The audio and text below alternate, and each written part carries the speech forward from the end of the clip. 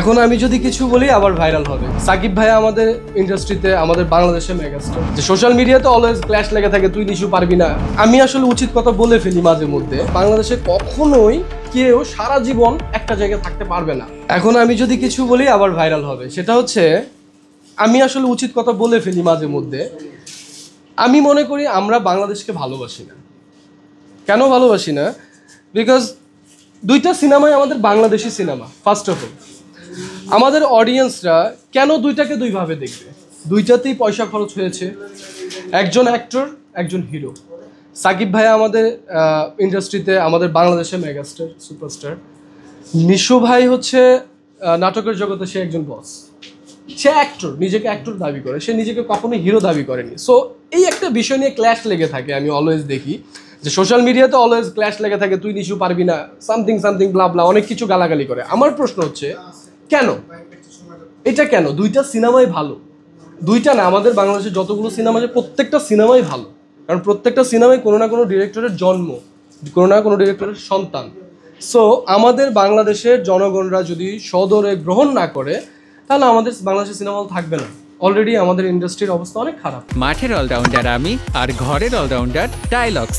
টাইলক্স toilet cleaner, clean মানেই Tylox. এটার একমাত্র আমি যদি মনে করি যে ম্যাক্সিমাম কিছু দর্শক আছে যারা হচ্ছে যে সাকিব ভাইয়াকে ভালোবাসে, যে শুধু সাকিব ভাইয়ের প্রশংসাই করছে, নিশু ভাইয়াকে ভালোবাসে, নিশু ভাইয়ের প্রশংসাই করছে। Not like that. দুইজনকেই, নিশু ভাইয়ের দর্শকরা হচ্ছে সাকিব ভাইকে ভালোবাসতে হবে, তেমনি সাকিব ভাইয়ের দর্শকরা হচ্ছে নিশু ভাইকে ভালোবাসতে হবে। তাহলে সিনেমা এগিয়ে আসবে, সে এগিয়ে যাবে এবং আমাদের চলচ্চিত্র উন্নত হবে।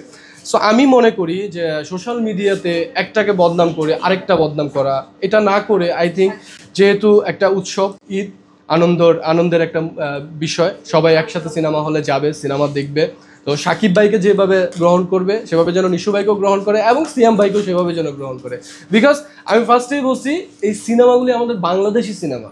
সেইভাবে দেখেন আপনারা, এইভাবে দেখেন না এটা সাকিব ভাইয়ের সিনেমা, এটা নিশু ভাইয়ের সিনেমা। এভাবে দেখলে হবে না। এভাবে দেখলে কেউ না কেউ মাইর খাবে, এটাই স্বাভাবিক।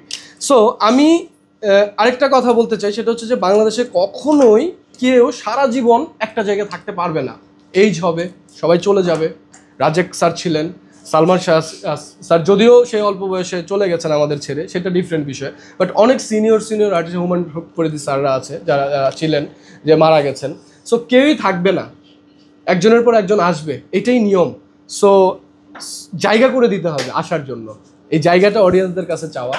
সো আশা করি আমাদের সিনেমা যেগুলো রিলিজ হচ্ছে ঈদে, তিনটা চারটা যেটা রিলিজ হচ্ছে, প্রত্যেকটা সিনেমা যেন সুপার টুপার হিট হয়, আমাদের চলচ্চিত্রের জন্য সুপার টুপার হিট হয়। সিনেমা হিট মানে চলচ্চিত্র হিট। প্রডিউসাররা, বিনিয়োগ যারা করেন, তারা সিনেমা করতে আগ্রহী হবেন যদি সিনেমা হিট হয়। সেটা সাকিব ভাইয়ের হতে পারে, নিশু ভাইয়ের হতে পারে, সিয়াম ভাইয়ের হতে পারে। সাকিব ভাইয়া তো অলওয়েজ ঈদের সময় একটা হিট কিছু দেয়। অবশ্যই বরবাদ, আমি ট্রেলার দেখেছি, টিজার দেখেছি, দারুণ করেছে, দারুণ।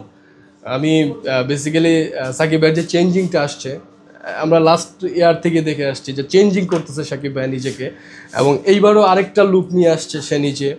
চোখে প্রবলেম, লুঙ্গি পরা, যাই হোক সামথিং লুক লাইক মনে হচ্ছিল যখন শর্টটা, আমার কাছে মনে হচ্ছিল যে বাংলাদেশি কোনো সিনেমার শর্ট না ওইটা।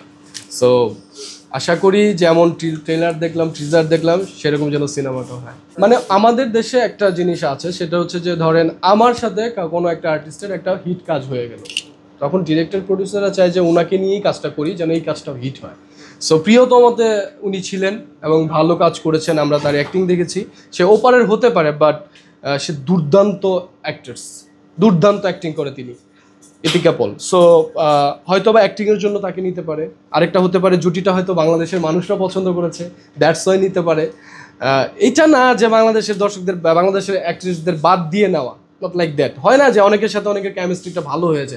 আই থিঙ্ক সাকিব ভাইয়ের সাথে ইতিকা পলের জুটিটাকে বাংলাদেশের মানুষ গ্রহণ করেছে, দ্যাটস ওয়াই নেওয়া, আমার মনে হয়। আর ইন্টারনাল ব্যাপার বলতে পারবো না।